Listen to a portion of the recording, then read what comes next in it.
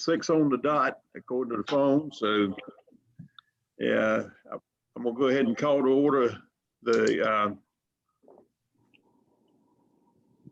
let me get my notes straight here. Yes, go ahead and call to order the November 10th, 2020 Saguaso meeting, and welcome everyone that's here, and welcome all of the public that's joined us for this meeting. And if we will, Miss Ivanka, will you go ahead and give us a roll call to start us off? Yes, Commissioner Birdsong, Here. Commissioner Mims, Here. Commissioner Kuczynski, Here.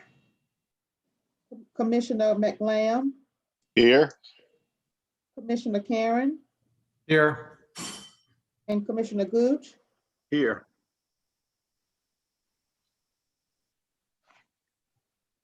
All present. Okay, thank you. And if you will, Tim, will you lead us in prayer for our opening? Sure. You'll pray with me.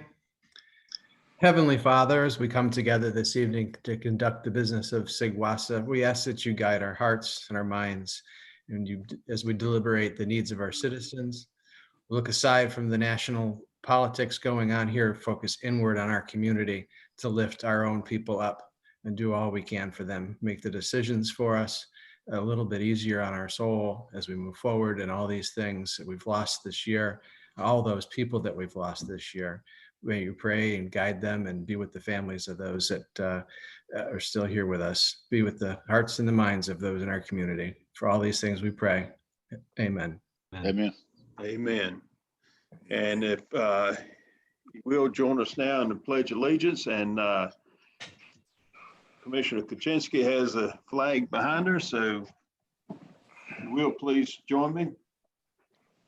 I pledge allegiance To the flag of the United States of of America America, and to the the republic republic for which it stands one nation under under God, God, indivisible, indivisible, with with liberty. liberty, justice for all. Thank you. And now, our next item on our agenda tonight is review and approval of the minutes from the October 13th meeting. And I understand there's some amendments or some adjustments that need to be made to that. Yes, Chairman Gooch, if I could introduce it to the board, I'll tell you that on page 4 of tonight's agenda, the very first section up there discusses the first quarter financial review, and it shows we had a vote on it. If we did, boy, are we a bunch of enthused board members. If we didn't, we ought to remove the paragraph. So I think we ought to pull the paragraph. Probably ought to pull it anyway, because it doesn't need a vote. Yeah, because it was information only. Yeah. So Okay. I'd suggest that come out. The rest of it looks very good. All right. Is there any other questions, concerns about the minutes from last month's meeting? If not, do I hear a motion? Motion with the change Mr. Birdsong spoke of. Motion by Commissioner McLamb. Do I hear a second? Second. I got 2 seconds. I think Commissioner Kuczynski was a split second ahead. So second by Commissioner Kuczynski. And now, Ms. Ivanka, will you give us a roll call vote for this, please? Sure. Commissioner Birdsong, Approved. Commissioner Mims, Aye. Commissioner Karen, Aye. Commissioner McLamb, Aye. Commissioner Kuczynski, Aye. and Commissioner Gooch. Aye. Motion passed with all 6 votes in favor of changing the amendments on page 4 in paragraph 2. Thank you. And item 6 is public comments. Do we have any public comments tonight? Do we have anyone from the public wishing to comment tonight?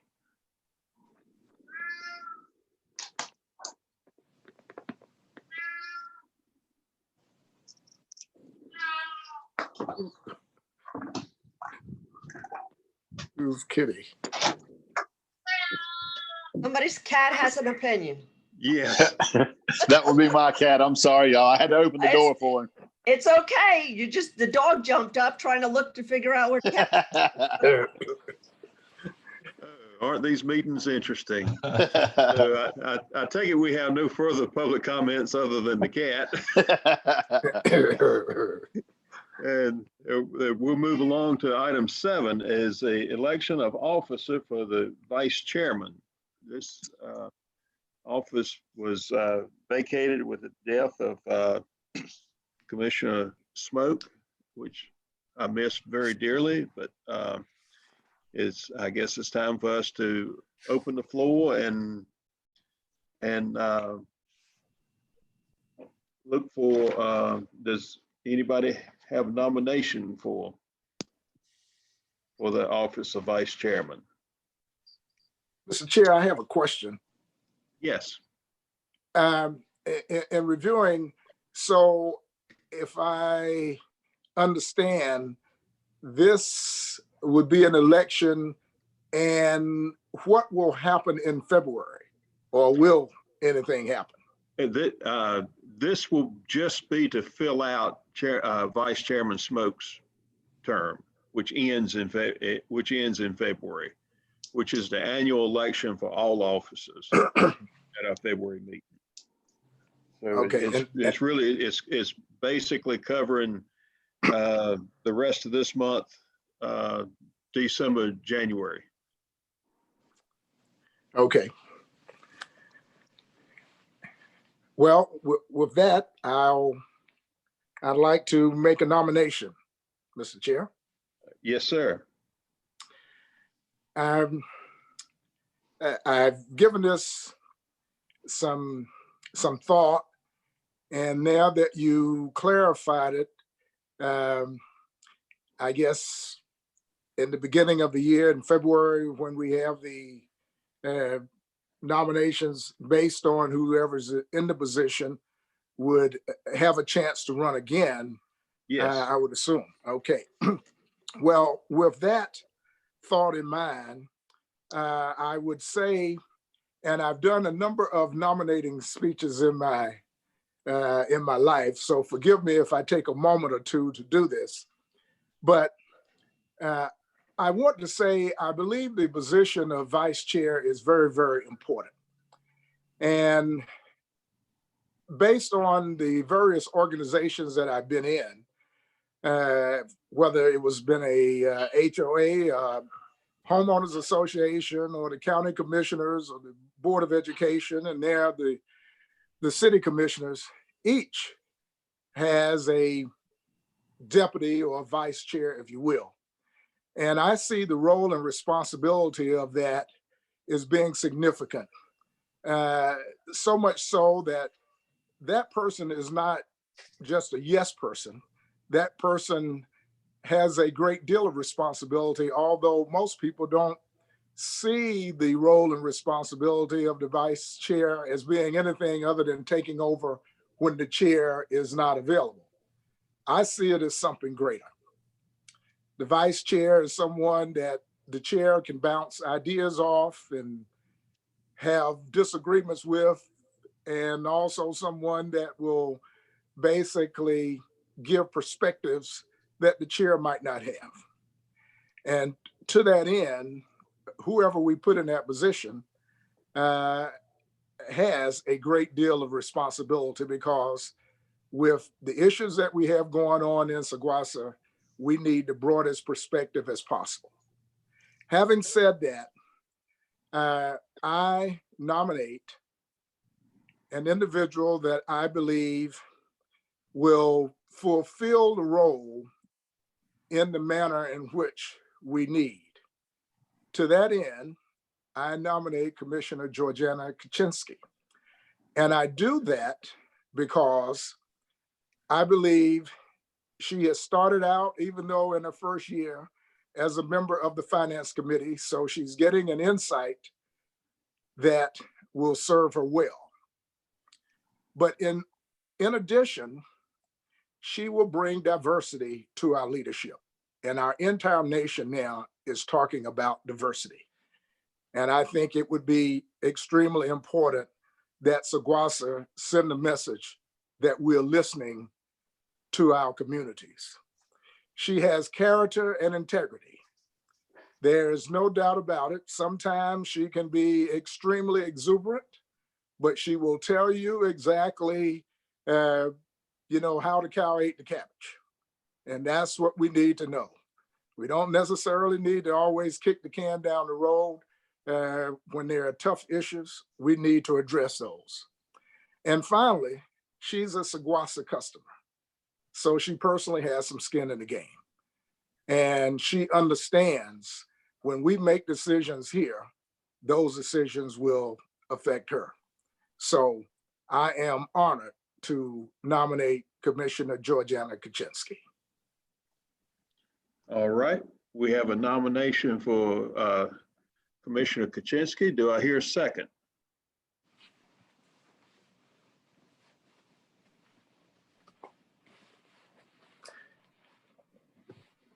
Okay, do we have, Mr. Chairman, this is Commissioner Tim Karen. I Yes. move the name of Kenneth McLam, representing the city of STEM, forward to be the vice chairman.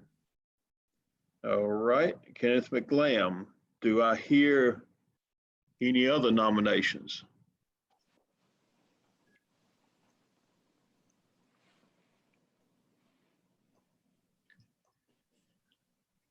Okay, and if I'm following the procedure here, do I hear a second for Kenneth McLam?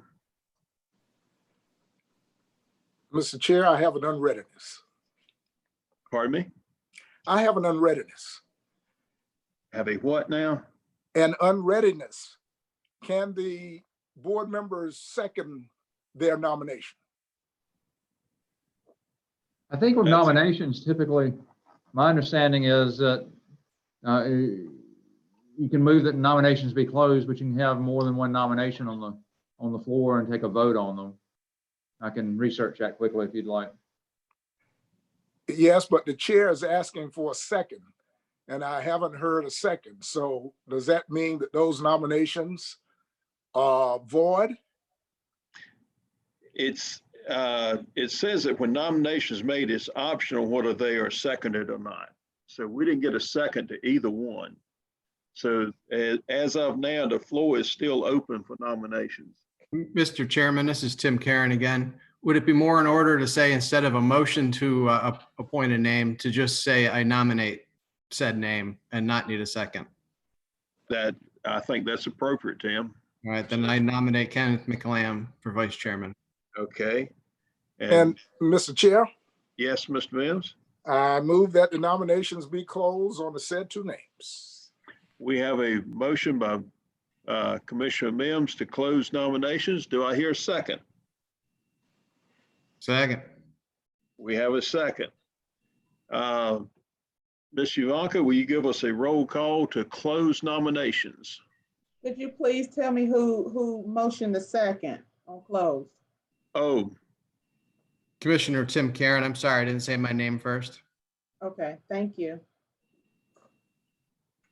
Okay, let's, roll call is gonna be Commissioner Birdsong, I'm in agreement.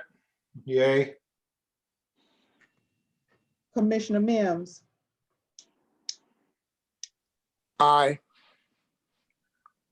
Commissioner Kaczynski, Aye. Commissioner McLam, Aye. Commissioner Karen, Aye. and Commissioner Gooch. aye. Okay, the motion passed with 6 votes in favor for a closed session on the nomination. Okay, so the nominations are closed and now we go to a vote. And the first vote will be a roll call vote for Commissioner Kaczynski.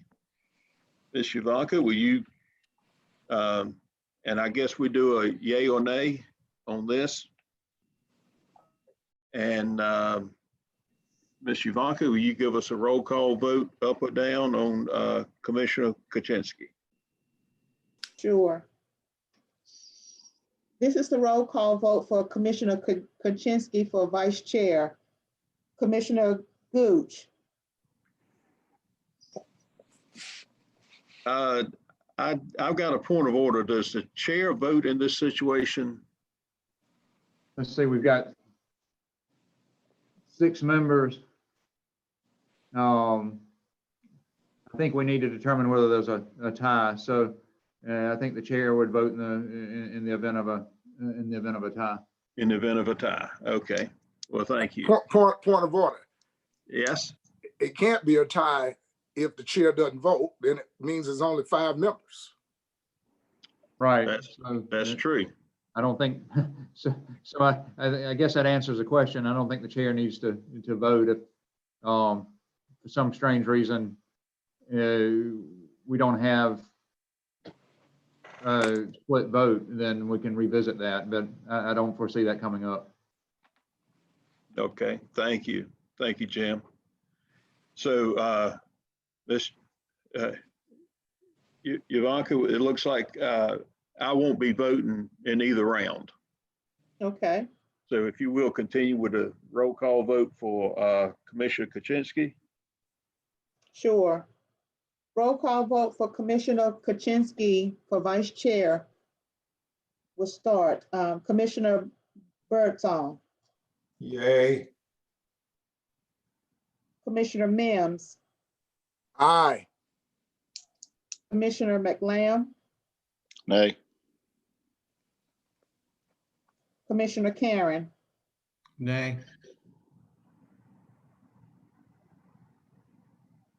and should I include Commissioner Kaczynski in her? She I can see vote. her. I see her nodding her head. Thank you. Commissioner Kaczynski, Yes.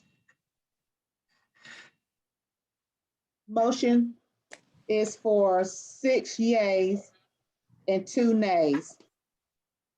I'm sorry, I apologize. On the record, I apologize. There's 3 yays and 2 nays. Okay, Yes. and Jim, here's a question. Can you vote yay for both? I don't think so. No, I mean, I think once someone's elected, I think that's it. Okay, so we've got a majority, so we don't go to the next candidate. Is that correct? That would be my understanding. Yeah, if nomination passes by majority vote, then process is complete. So I heard, I just want. Yeah, okay, I couldn't, I assume you all accurately heard. I wasn't clear on one of the votes, but if that's what everyone heard, that's fine. Well, I guess I'm back to the question initially about the chairman not voting. If, for instance, he voted one way, it would be a 4-2, and if he voted the other way, it would be a 3-3 tie. I think from a county perspective, having one of our 2 members not vote in a election for something like this is kind of, brings us almost to the Kenneth McLamb situation of not having an alternate. So I think it's odd that just because he's the chairman, that he loses his right to represent the citizens of the county.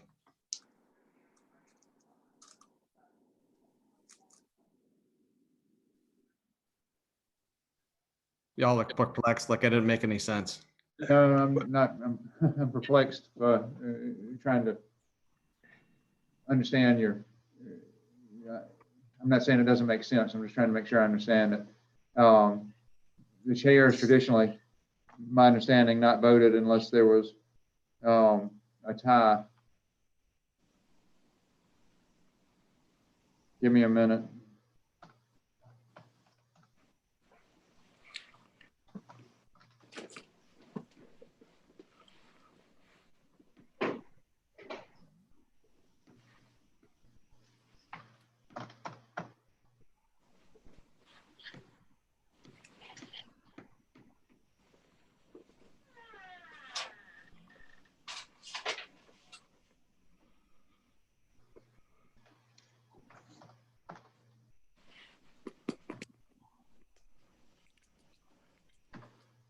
Mr. Chair, is the attorney checking the bylaws?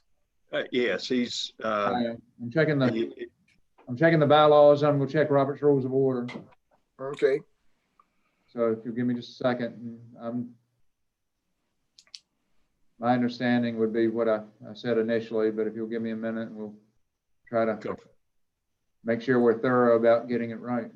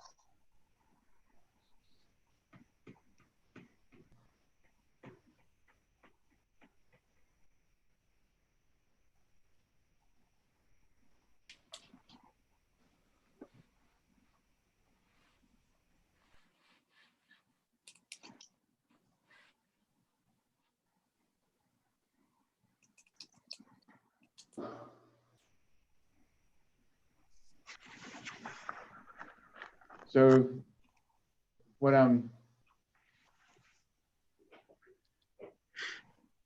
seeing is that the chair can vote if voting makes a difference as to whether the motion succeeds or fails.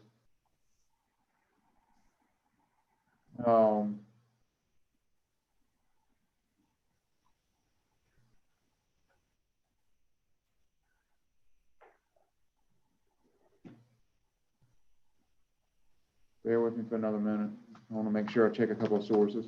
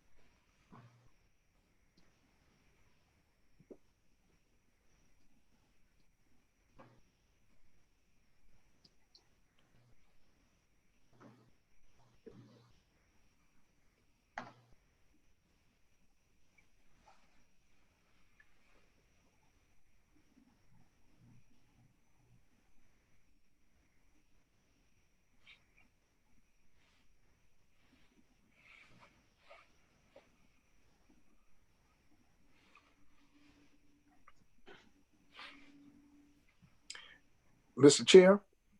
yes. Well, while this is being researched, when do you think we might have a full complement of board members? That's a good question. One that I don't have an answer to.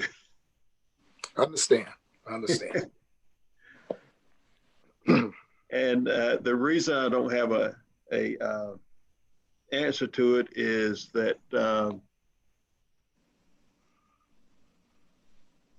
I think Butner wants to wait until they fill the vacancy before they appoint someone. And I was told by the mayor that it may be January. They could make an appointment next month, or it may be January before they make an appointment. So Understand. Thank you very much. Yes. I wish I had some information to give you, some definitive information, but this is just what I've heard in conversation or what I've been part of in conversation.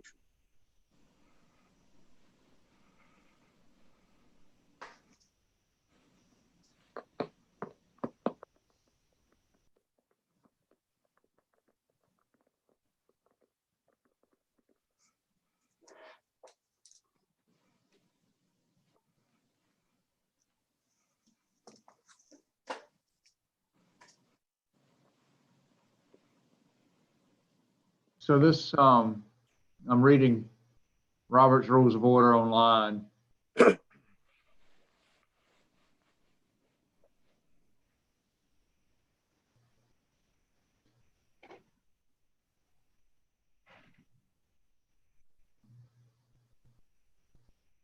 On a tie vote, it says when a quorum is present, a majority vote, that is, a majority of the votes cast ignoring blanks, is sufficient for the adoption of any motion that is in order, except those mentioned which require 2/3 vote. A plurality never adopts. This is about motions, but on a tie vote, the motion is lost.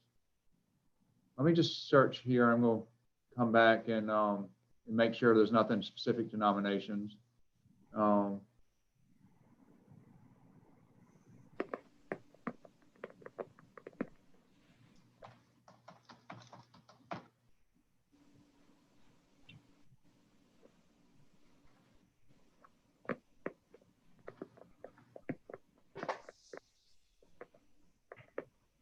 Can we put a delay to this right now? Like, Well, I think I can give you okay. an answer.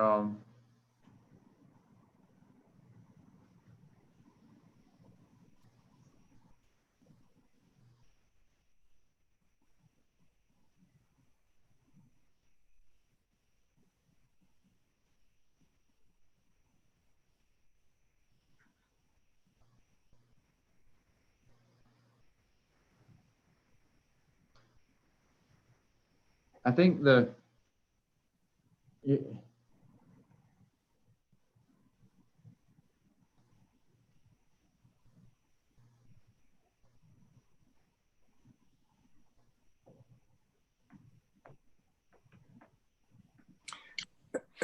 Mr. Chair, yeah. I Yes. know our attorney is looking at this, but I'm inclined to agree with Board Member Birdsong if he was alluding to give the attorney as much time as he need and not try to rush him there. And Yeah. either we move on and come back to this. Move on for a minute. Move on for a minute and let me keep looking. I want to make sure I get this right. I don't want to come to a hasty decision. So please, Okay. please do that. I'll be back with you in a minute. Okay. We're going to momentarily, or for a few minutes, we're going to table this. I guess table is the right word to use, this election until we get a clear reading from our attorney. And we're going to move on to item number 8, which is discussion on the strategic plan meeting format and schedule.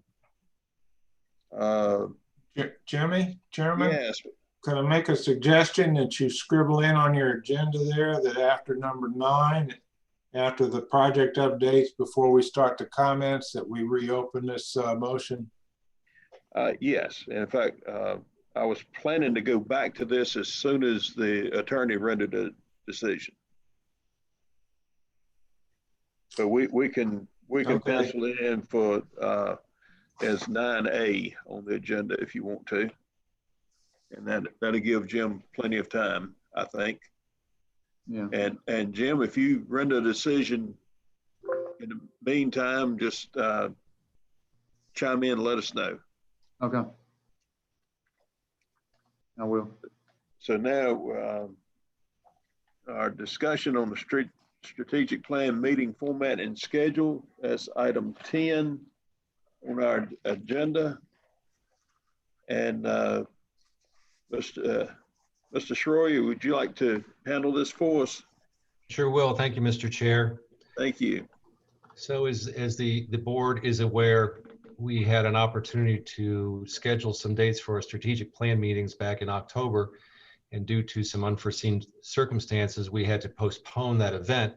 So as we stand here today, we're looking forward at our strategic plan, and I wanted to have some discussion with the board at the meeting this evening, just to get some input from the board and possibly some direction this evening on the plan moving forward in terms of establishing some dates, and also for the meetings, the day and a half, and also to discuss, if you will, the format of the meeting. And one item I would also like to add, and I'll add this to the conversation, is in-person versus virtual meeting. So one of the first things I would like to ask the board to discuss, Mr. Chair, is if there's some consensus on whether the board would like to continue with the 1.5 day, the 1.5 day schedule, a Friday and a full day Friday and half a Saturday, or would the board prefer to meet on a full day such as a Saturday? So those are the first items I'm looking for discussion and direction, Mr. Chair, and then we can move on to talking about the availability of the months then moving forward, and then also talk about in-person or virtual. Okay, the floor is open for discussion. Who would like to speak on whether we want to do a 1.5 day or Friday and Saturday, or an all-day Saturday? Mr. Schroyer, is this consultant not available on a Monday at all? You know, I do not know that. I asked them specifically for Fridays and Saturdays just to keep within the theme, but that is a question that I can ask of the consultants as well as we're moving forward. I'm available. I'm off on Mondays. So any Monday is pretty much wide open for me. And if I need to take a half a day or a whole day on Tuesday, it's much easier at my work to take a Tuesday off than a Friday.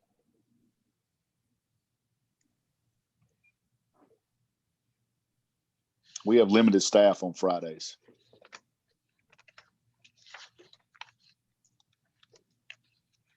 Mr. Chair, Yes. how about we could do a full Saturday and then a half a Monday, so it would be more convenient for Mr. McLam, and he wouldn't lose his whole day off. That's a thought. Does that work for you, Ken? Is That works for me. Yeah. And we could split it, because this way, if we're at a crossroads where we need a little time to think, that would give us the opportunity to get our thoughts together before we go back into the final of the strategic planning meeting. Just a thought. yeah, you have Sunday to kind of digest things. Yeah.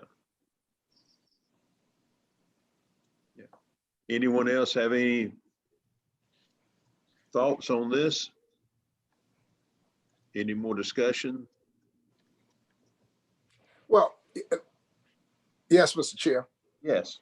I guess this question would be directed to the executive director.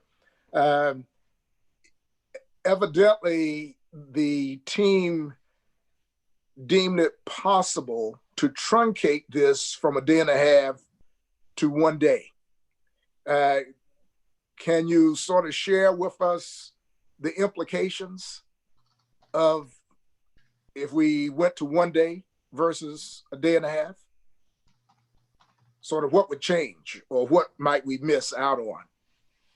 Sure. Thank you. Thank you for that question. Let me see if I can answer that as best as I can.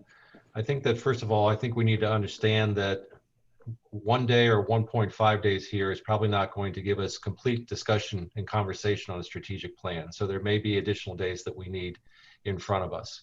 I think that, to answer your question in terms of 1 day versus 1.5, I think we would just end up, if you would, maybe with a little bit longer day on the 1 day, with making sure that we can get as much content in that we can within that full day. So previously we were talking about, I think, a 9 to 4 schedule on, yes, a 9 a.m. to 4 p.m. on a Friday. We might start at 8 a.m. and push that to 6 p.m. and make that a longer day and try to get through as much as we can. And then at the end of the day, be able to pull back and say, here's what we did not accomplish. here's what we would want to discuss or have the board discuss at a next session, if you will, moving forward. So we'll try to navigate as best we can through whether it's 1 day or 1.5 days. Again, want the board to understand that there may be another day invested here by the board or another couple of meetings. There may be some homework assignments coming up as well that we can actually facilitate as a board for discussion to be able to keep moving this project forward.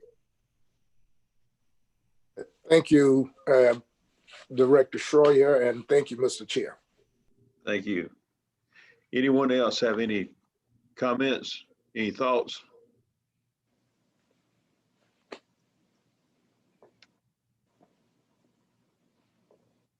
This Birdsong, my schedule's open. I will make it fit whatever you guys need it to fit. Move stuff around. Okay, thank you. Mine also, Mr. Chairman. Thank you.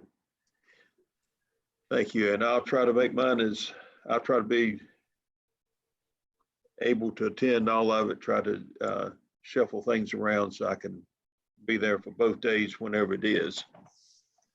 Whatever dates we end up deciding on, whatever dates we work out with the facilitators.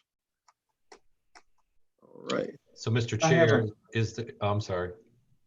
I was just gonna say, whenever you guys are ready, I have an answer to the question. I'd like to share the screen, but finish with this and I'm ready. Okay. So Mr. Chair, is there a consensus or direction from the board that they would prefer a Saturday, a full Saturday and a half Monday?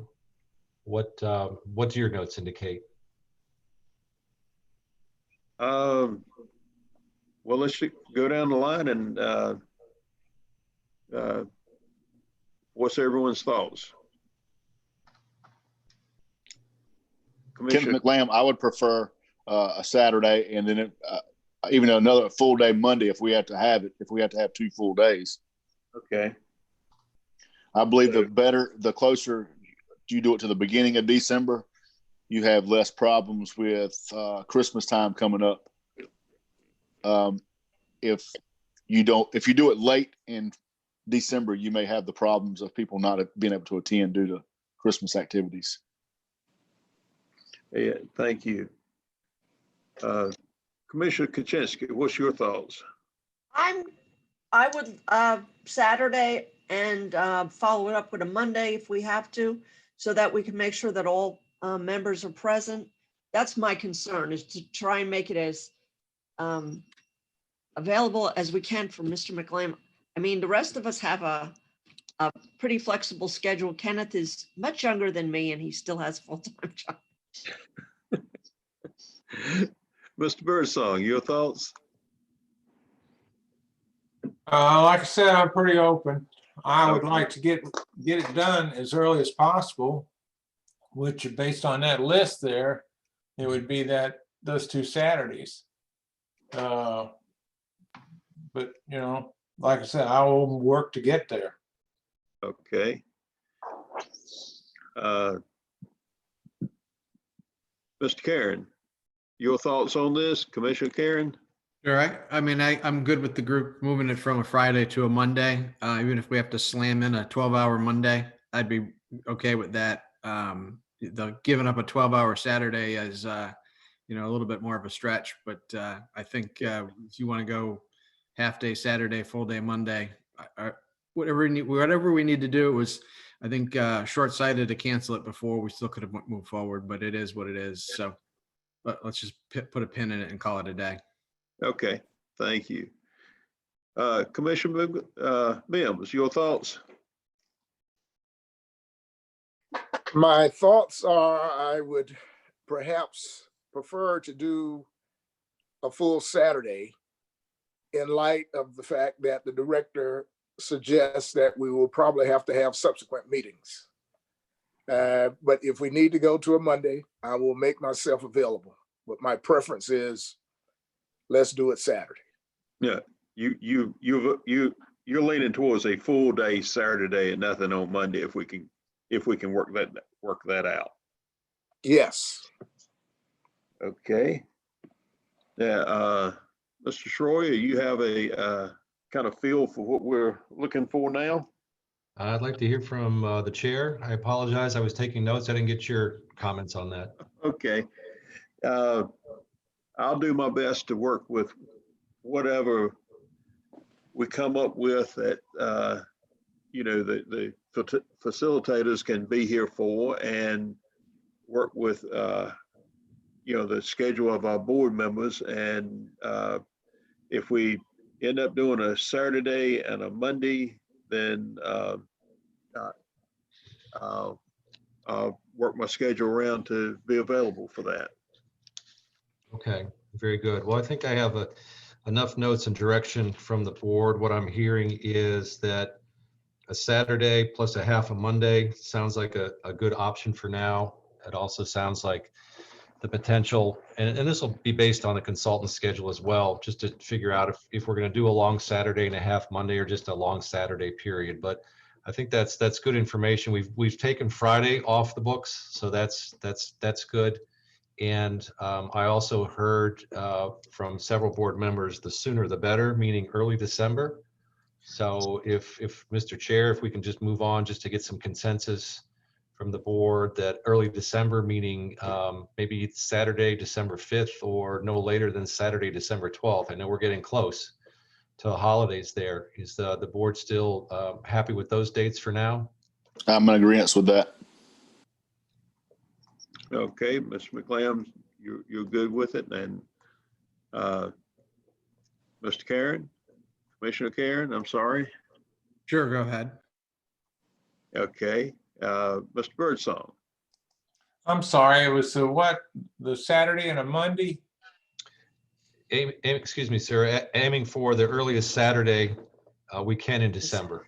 Okay, Whether it be the 5th or the 12th, but try to get it done early in December. Yeah, either one of those are fine with me. Okay, Commissioner Kuczynski. I'm good. Both those Saturdays work for me. Okay, Commissioner Mims. Yes, both of those days work. All right, I think we have a consensus. I agree. As far as I know, my schedule is open those days, so we'll that get you the information you needed. Yes, sir. Thank you. I will contact the consultants later this evening to communicate with them. And then I saw Mr. Chair, one last thing before we close it out. Yes. There's always concern about whether we're doing in-person or virtual meetings. Thank you. So that's something that the consultant has brought to our attention again, and he wanted me to ask that because we had planned the previous meeting to be in person, but it was limited only to board members. We still have that option coming up where we can go totally virtual as well. So just looking for, again, some direction from the board on that. Okay. Kenneth McLam, I would prefer that to stay virtual. I had actually spoke with my pharmacist today, and he said that Granville County is kind of booming right now for COVID. And I concur, whether it's virtual or not, I intend to be virtual. This is Ed Mims. Okay. Mr. Birdsong, your thoughts? I can live with either. Okay. All right. Commissioner Kuczynski, your Well, thoughts? I was looking forward to in person, but virtual's fine. And with the numbers growing, I guess we have to. Yeah. Commissioner Karen, your thoughts on this? Virtual versus in person? I believe in the W's, so if they don't work, they don't work, but I'm a wash your hands, wear your mask, those kind of things. So, but they apparently don't work. Yeah, I prefer in person, but I understand everybody wanting to do it by Zoom. And the reason I prefer in person is that's a long time to be sitting in front of your computer. But, I understand the times are different now, and we have to do everything we can to protect ourselves and each other. And I will go along with a virtual meeting, which is the consensus of the board. Is that the information you wanted, Mr. Schroyer? I think it is, Mr. Chair. So just to summarize, we're going to aim for the Saturday, December 5th, Saturday, December 12th at the latest, with a combination of a full day Saturday and possibly a half day on Monday. And I will work with the consultants to see if we can move this platform to a virtual meeting. And just as a side note, we'll insert plenty of rests for board members to have an opportunity to get up and stretch their legs and get away from the computer. So thank you, Mr. Chair. Thank you. Appreciate that very much. And I will keep the Well, board informed as soon as I find something out so we can put holds on our schedules. Okay? Okay. Thank you.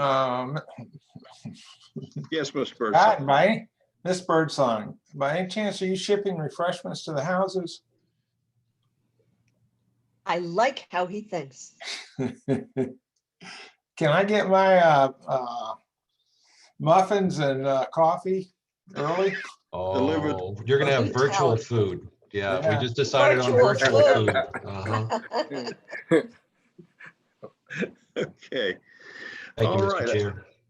Thank you. I think Mr. Wren has something for us now. Scott, I emailed you some language. I don't know if you can put that on the screen or not. Sure, let me just see if I can pull that up.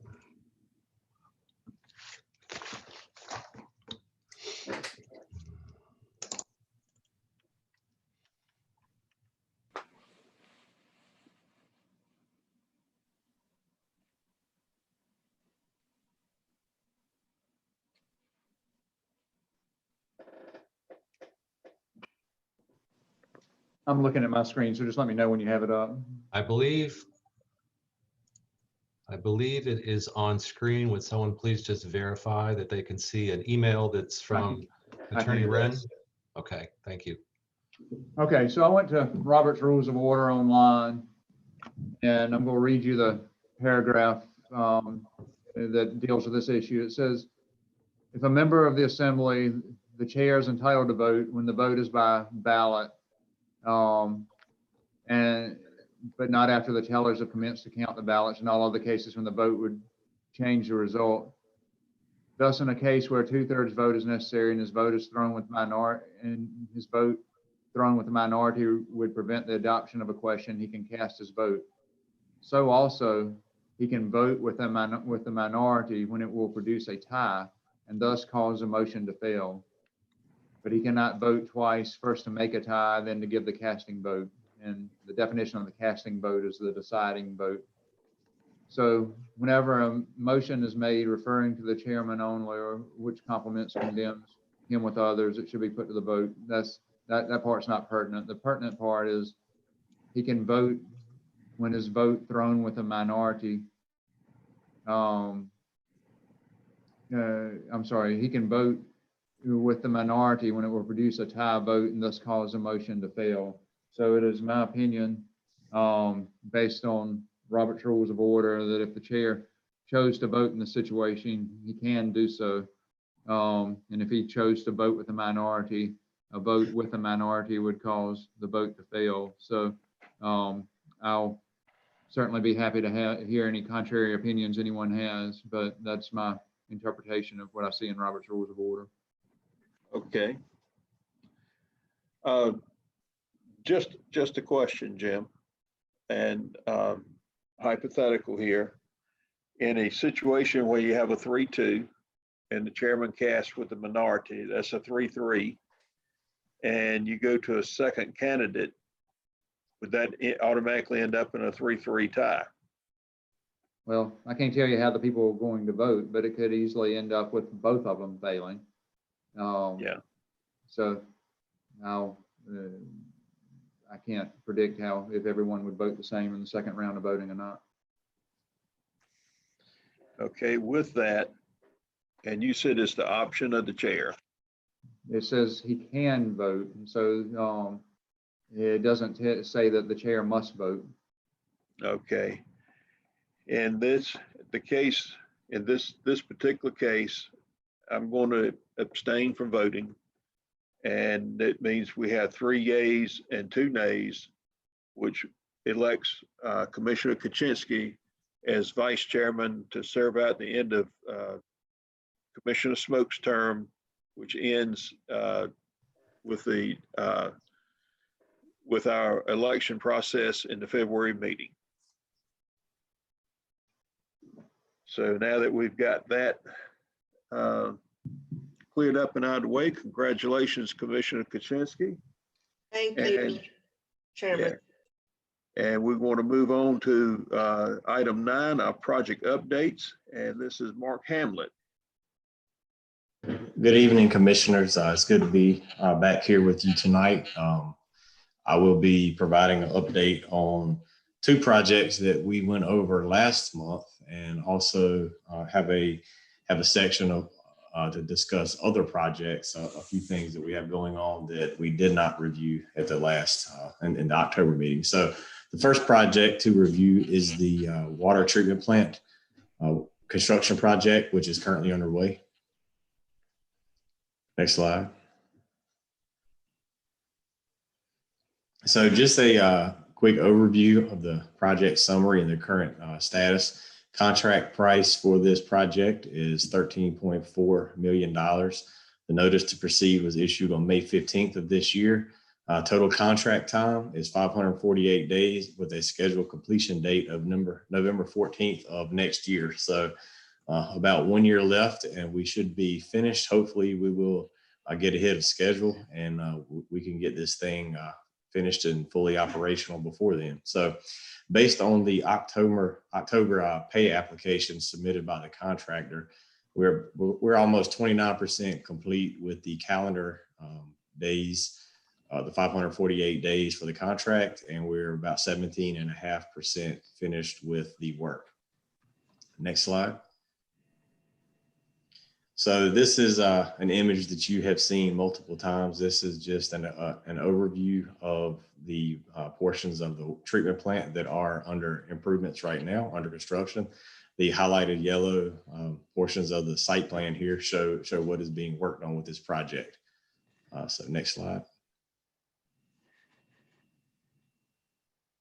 So this, okay, so the portions of construction, the portions of the project that are currently taking place, we've got bulk ferric storage, bulk storage tanks, the chemical feed building, the thickened sludge transfer station, sludge storage tank, and the gravity thickener. That is the majority of the work here. There's still a couple portions of the project that haven't started yet, but this is the bulk of the work. So next slide. So over the last 30 days, a general summary of some of the work that has been done. Asphalt and curb has been demolished and removed, and this is for the sewer and chemical piping installation. That's primarily from the chemical feed building. Demolition of existing sanitary sewer line and manhole at the dewatering building location. We've got a new 8-inch sanitary sewer pipe that has been installed, and excavation has been completed for the new sludge loading station. And we have formed and poured sludge, formed and poured the sludge loading station.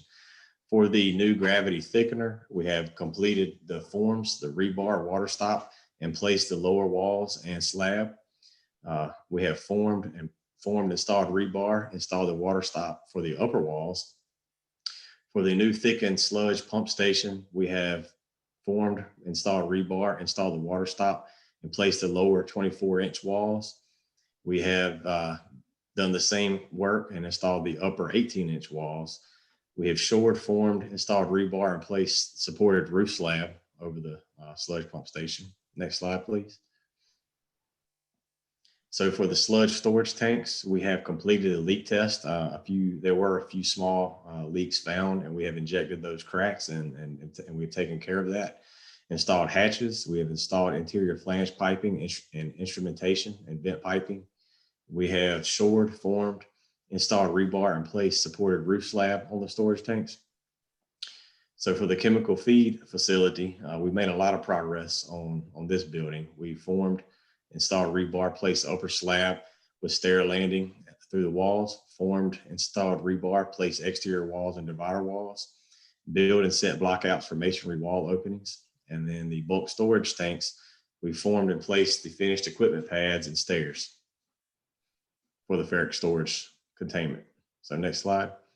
So here is a picture of the bulk ferric storage. This is basically the same amount of work that was on the last month. This is about 100% complete. So there's not a lot more work that's going to take place on this storage. So next slide. So this is the chemical feed building. The photograph that we showed last month, we just had the basically the foundation of this building. As you can see here, we have the walls making a lot of progress. We do not have a picture of the interior of the building here, but we do have a lot of the interior formed up. We've got walls being constructed. So we're making a lot of progress on the chemical feed building. Next slide. Okay, I do not know where that picture went. Gravity thickener. So this, the gravity thickener is getting pretty close. I think at the next board meeting, all the concrete work will be complete on this, but we made a lot of progress over the past month on the gravity thickener. Next slide. And then this is the thickened sludge pump station. So same thing at the last meeting, we had a lot less concrete and a lot less rebar shown. So they've made a lot of progress here. I think this will be nearing completion of the concrete work at the next, by the time we have our next meeting. Next slide. So this is just a view of the construction site as it exists today.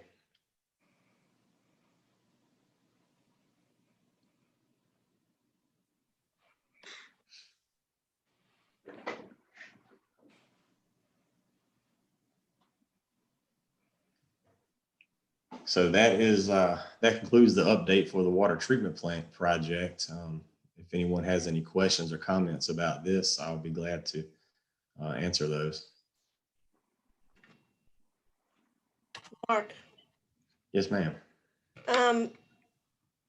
it looks like we're making great progress, and I was wondering is if the weather does get cold, I know we're in North Carolina, is the weather going to be a factor in slowing down any of this construction, do you think?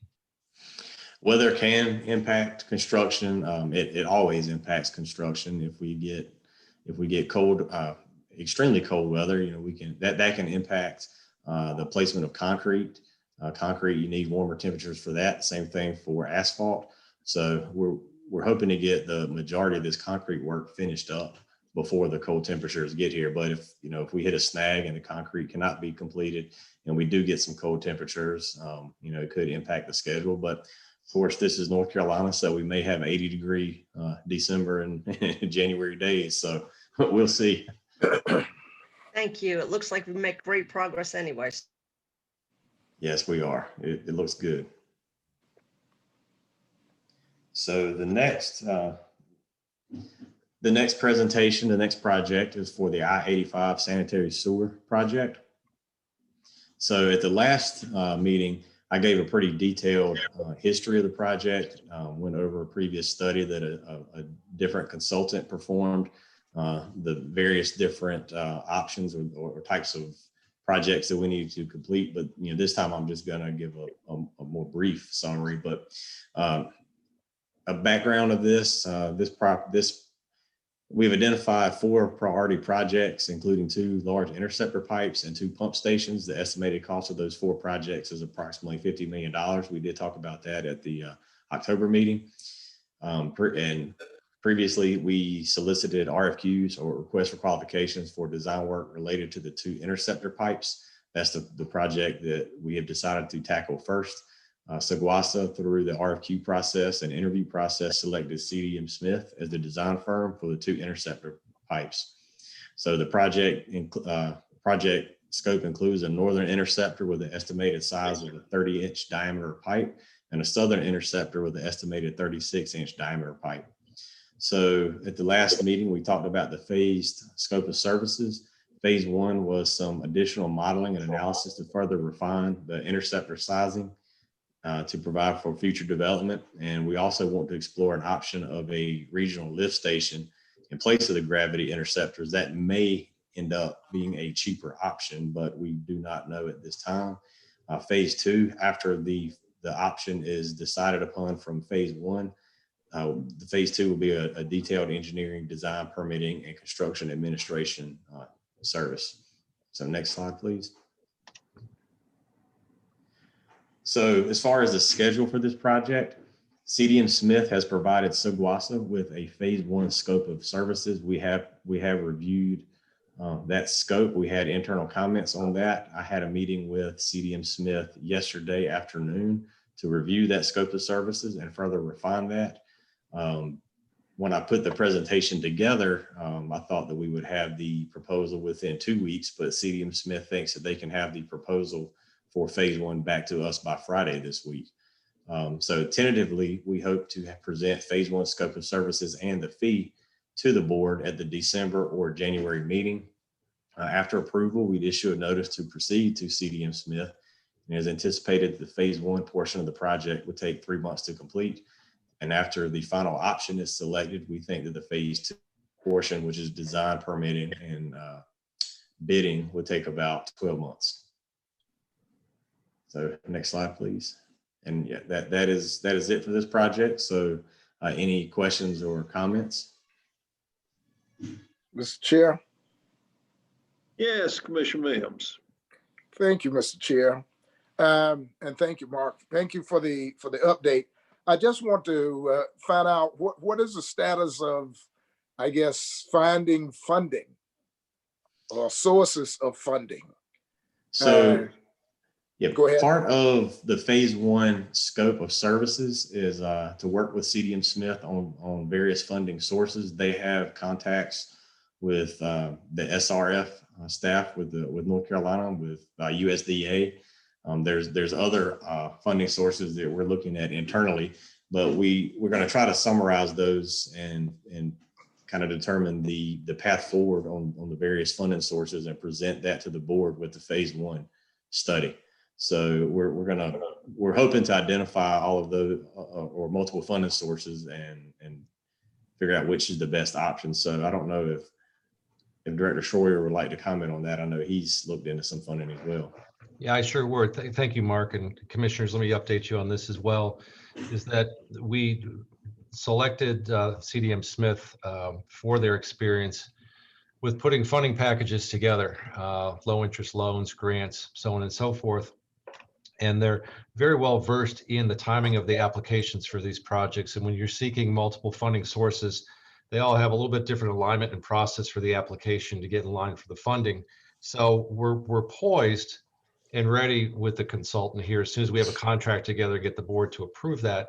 And one of the keystones here also is what Mark described in phase one is we're going back with the due diligence and we're looking at this total design, and the consultant brings to the table some new perspectives to us, possibly some new routing or maybe a master lift station, a regional lift station versus some interceptor pipes. Once we get through that, once we understand our design, then we'll have a better idea of timetables and costs and what direction that we're going in. And that's when we start putting together the ideas with the funding and where we're going to pursue and how we're going to pursue. And we're actually building into our scope opportunities for the consultants to be able to present to the board directions, Q&A, so that we can put that plan together. So I think we're very well poised if we can get this contract to the board no later than January to get some of this work started and then get ourselves lined up accordingly for these discussions on funding as well. Now, keep in mind that we still owe ourselves as a board to have a discussion on the I-85 project itself. If you revisit, we went back to a August Finance Committee meeting earlier this year and talked about some of the different scenarios. So we owe it to ourselves at our upcoming strategic plan meeting to have some of these discussions, or possibly have a discussion on its own at an upcoming board meeting to talk about these options in the future. I will tell the board that it makes some planning sense for us timing wise to understand where we're going with the project first. so that we can understand, okay, what is the scope? Is the scope smaller? Is it larger? What are we trying to achieve here? And then we can talk about some funding strategies as they relate back to timetables for construction. So there's a lot in front of us here the next several months, and we'll be keeping the board up to speed with that. And of course, we'll make sure that we're well timed for those comments, those presentations, and to seek that input from the board. Thank you, Mr. Chair. Thank you. Thank you, Mr. Schroyer. And Mr. Hamlet, you got some more for us? Yes, sir. One more presentation to give a summary of, I guess, 3 smaller projects that we have going on right now. Okay, thank you. Okay, next slide. So the first project, I guess, under the other projects category is at the wastewater treatment plant. This includes digester repairs.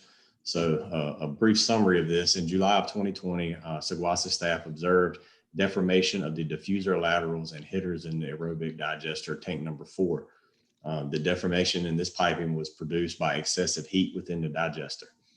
Similar conditions have also been observed in tank 3 and is assumed to be the same in tank 1 and tank 2. Tank 4 has been placed offline since the deficiencies were identified, and McGill Associates was contracted to perform an analysis of multiple repair and rehab options. McGill completed their investigation and provided Sequasa with results in October, on October 12th this year. So if you see take a look at the pictures on the screen, this shows you the deformation of the pipes. The pipe that you see here is PVC pipe. The operational temperature or working temperature of PVC pipe is about 140 degrees, but the inside of the digesters are exceeding that. So you can see how those pipes have warped and they're curving, they've deformed. So we're having issues with tanks 3 and 4. So next slide, please.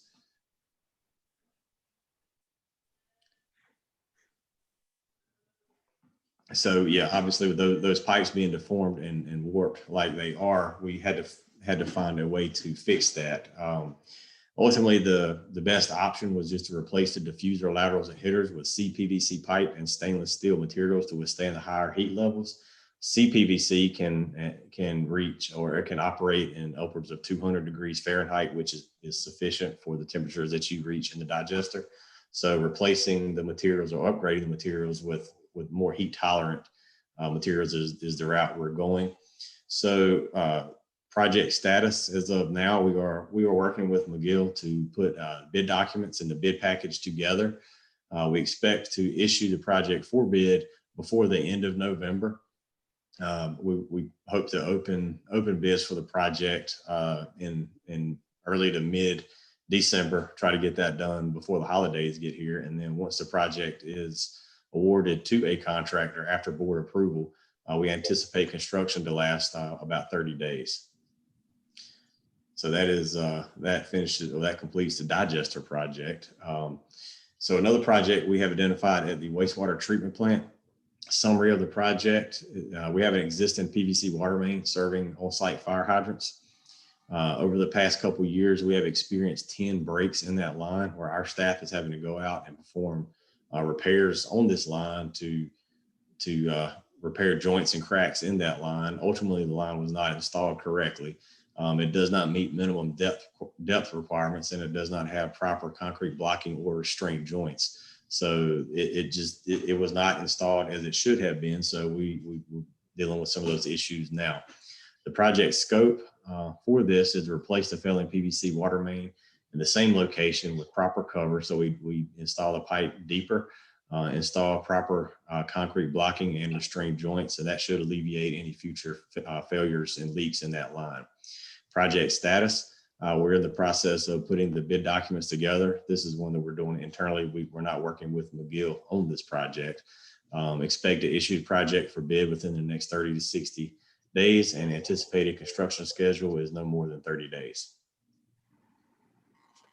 So next slide. And the last project, this is one that came to our attention not too long ago, but this is the STEM School Street force main erosion repairs. Project summary: water from storm drainage from the picture you see on the left Water has eroded the ditch. The ditch was not stabilized. It never had good cover, good stabilization, or good grass growing in it. So it has eroded over time. The erosion has exposed the force main, which you can see the blue PVC pipe on the picture on the right. It is all the soil that was covering that pipe is washed away. So it is exposed and not shown in these either picture. There's a manhole adjacent to the ditch, and the ditch is actually eroded over to the manhole where the whole side of the manhole is exposed. So next slide, please. So the scope of this project, we want to fill the eroded swell, regrade to drain water away from the manhole, basically reroute the ditch away from the manhole. And then we want to install riprap to provide swell stabilization to prevent this from happening in the future. Project status, this project has to be coordinated with DOT, as we're in the DOT right away for some of this work, and also with the town of STEM. Once we coordinate with STEM and DOT and make sure we're meeting whatever requirements they intend for us to meet, we'll put the bid documents together and put it out to bid. And this is a pretty quick project. Once we bid this, we think construction can be completed on this in about 5 days. So that sums up the 3 other projects. So if anybody has any questions or comments, I'll be glad to entertain those.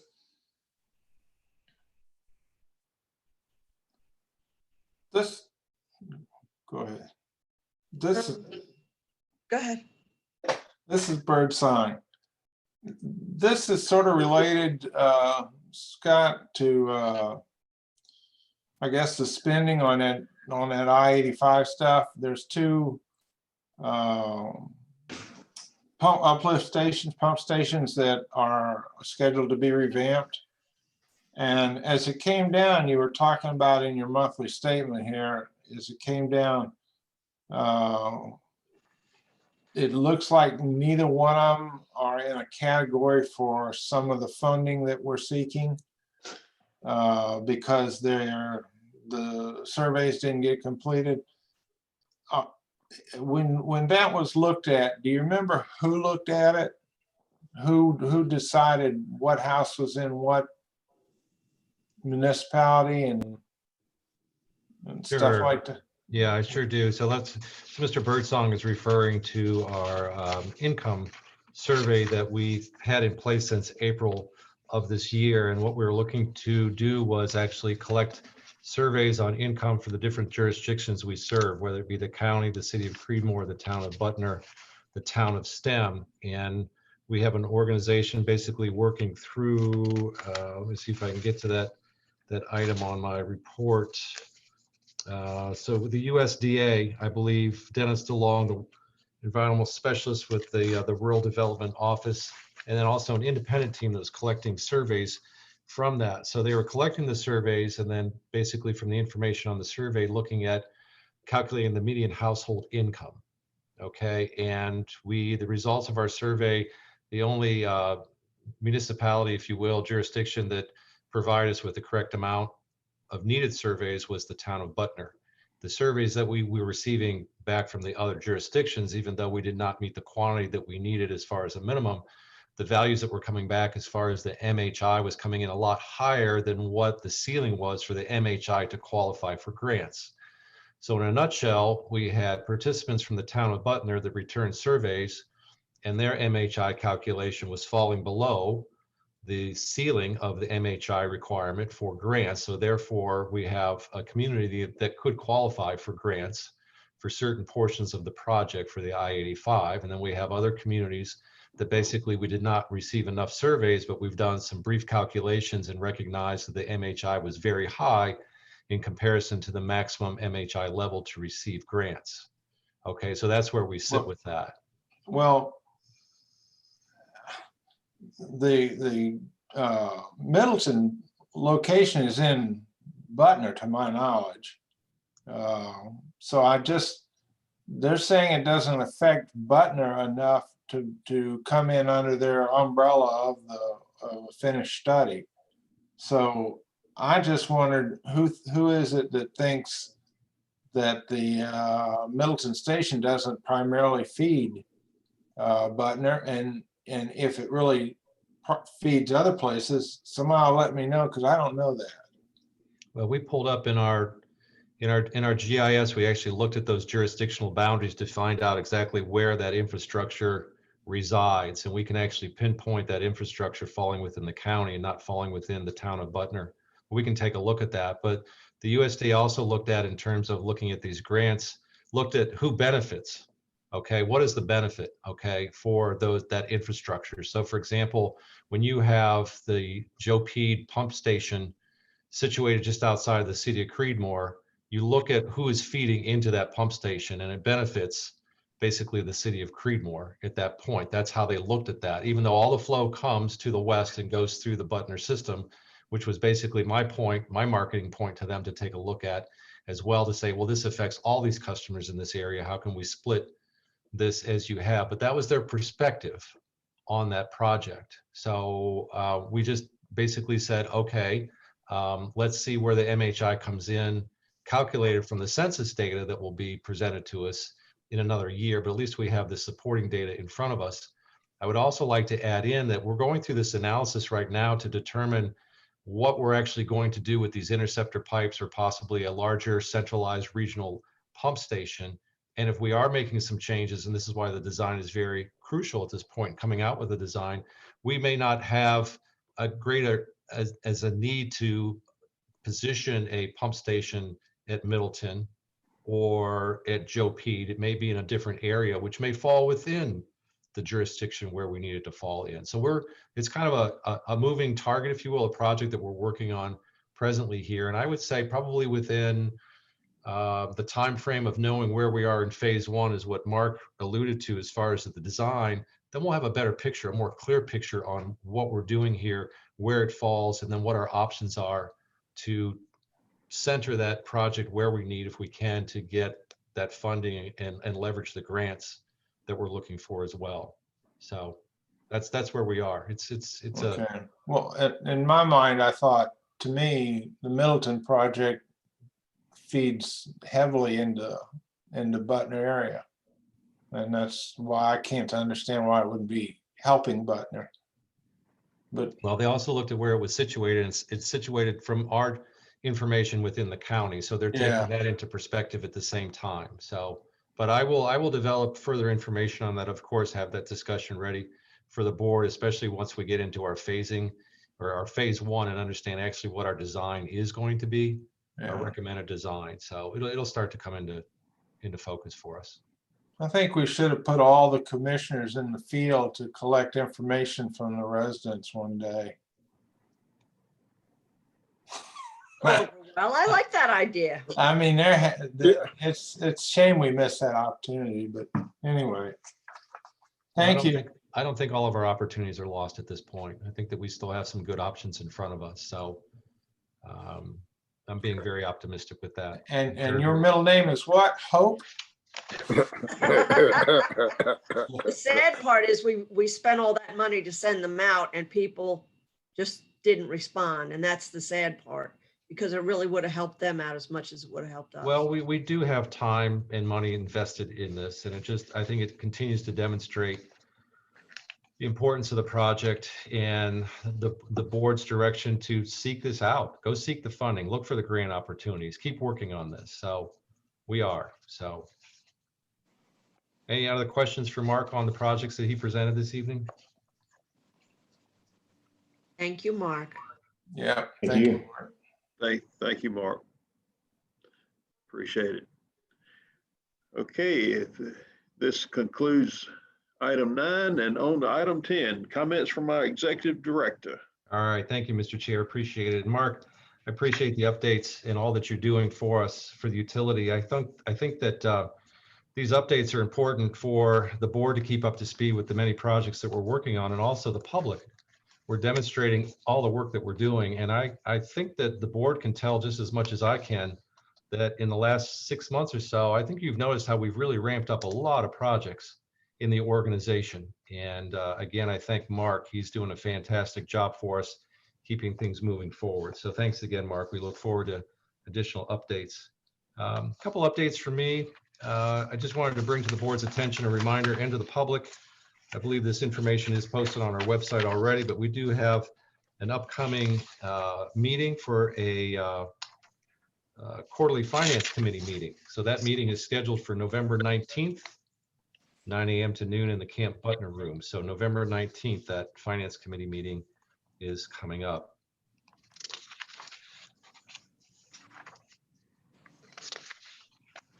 Additionally, just based on COVID-19, Seguasa office and lobby hours continue to be maintained weekdays from 8:30 a.m. to 1:30 p.m. And that's basically for our lobby, our bill payment window. Beginning in October, we did notice that we should extend our hours on certain days. So on our late payment day, our potential water cutoff day, and water payment turn-on day, which seems to be some heavily traveled days to our lobby, we're actually extending our lobby hours until 4:30 p.m. on those 3 days, once a month, just again to help out our customers here with our window. So that's something important that we're doing. And let's see, I think that's about it for this evening. Thank you, Mr. Chair. Thank you, Mr. Schroyer. And comments from our attorney. Mr. Wren, you got anything for us tonight? Okay, he's muted, but he shook his head no. So we're going to take that as he doesn't have anything for us. So we'll move on to our board members' comments. Mr. Birdsong. Enjoyed it this week. See you next month. Okay, thank you. Mr. Mims. Thank you, Mr. Chair. I was scanning through. Well, first of all, thank you to Director Schroyer and the staff for all of the work that you're doing. And I was going through the director's report, and I'm not sure if I missed it, but for the director, are we pretty much on track with those delinquent customers that had payment plans? And is that working out as we anticipated? This is for Director Schroyer. Commissioner, I don't have that information in front of me today, but we are preparing that information for our upcoming Finance Committee meeting and thought we would present it then. And once we have the information, of course, we'll share it with all of the board. And just a reminder, those payments plans for certain customers go through the end of January, and customers were not required to make a minimum monthly payment, if you will. So we will be tracking that, and we'll be able to report on that very soon. Hey, thank you. Thank you very much. And particularly, as it was noted that I guess the virus is perhaps picking up steam, not knowing exactly how that will impact, I guess, workers and so forth. So look forward to getting that information. Let me just briefly say thank you so much for the work at Applewood. That issue there, trying to resolve that for the board members. I guess we had a residence in Applewood, and we got a complaint, and Director Schroyer and staff basically pursued that. So I appreciate the work that you did. Today, I was driving toward Wilton, and I saw a hydrant open, and it made me wonder, particularly since a couple of, I guess, meetings ago, we talked about whether we needed the report on hydrants or not. I just wasn't sure whether or not it was just normal routine maintenance or if it had anything to do with the coliform, the issue that you and the staff rapidly addressed out in the Wilton area. That's something, if you look into and just let me know at some point in time whether or not, hey, that was just routine maintenance. It was on 56 where I saw the hydrant. So it just made me wonder, just curiosity. Well, and finally, I just want to say thank you. We had our normal monthly meeting, keeping the lines of communication open. Found that to be extremely beneficial, and thank you so much for setting aside that time to meet with us and discuss various issues. And we certainly hope that Creedmoor will get its, whether it's a technical review committee or team or whatever, together so you can help us work through this water quality issue. Thank you very much. Thank you, Mr. Chair. Thank you, Mr. Mims. Commissioner Kuczynski. Thank you, Mr. Chair. I wanted to thank those who voted for me as vice chair. Jimmy and I work pretty well together, and I think that can continue. I look forward to it. At this time, I would like to honor Colonel Mims, Tim Karen. I don't know who else is a veteran. Mr. Birdsong? Tomorrow is Veterans Day. Are you a veteran? He's muted. This bird song, no, I'm not. Okay, well, if there's any, Mr. McLam or Mr. Wren or Mr. Schroyer, if there's any of you, well, I want to wish you all a nice Veterans Day. I see Russ May is on the call. I know he's a veteran. And I want to thank anybody who is out there, if Mark is a veteran, or Yavanka, or any other women out there. And thank you for your service to this country as veterans. And thank you for keeping our freedom safe. I appreciate it. Thank you. Thank you. Mr. McLam. No comment tonight. Thank you. Commissioner Karen. I have no comments this evening. Thank you. And that leaves me, and I just want to thank everybody who attended our meeting tonight, our Zoom meeting, all those that tuned in. And yeah, it's good to see our County Commissioner-elect Russell May joining us tonight. Thank you for taking time to spend here with us tonight. Thank you, Mr. Schroyer. Thank you, Mr. Hamlet, and Ms. Mercer. Thank you for all that you do for us. And want everybody to have a happy and safe weekend and week coming up. And I'm looking forward to our budget committee meeting, and hope that many people will be able to join us via conference call or Zoom. And thank you. And that concludes our meeting for tonight. And we would entertain a motion to adjourn. I move it, we adjourn. Second. Got a motion by Commissioner Mims to adjourn, and a second by Commissioner McLam. And Ms. Mercer, will you give us a roll call vote, please? Sure. Commissioner Birdsong,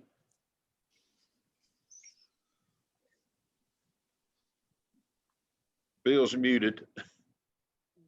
Commissioner Mims, Aye. Commissioner Kuczynski, Aye. Commissioner McLam, Aye. Commissioner Karen, Aye. Commissioner Birdsong, Yes, affirmative. Aye. and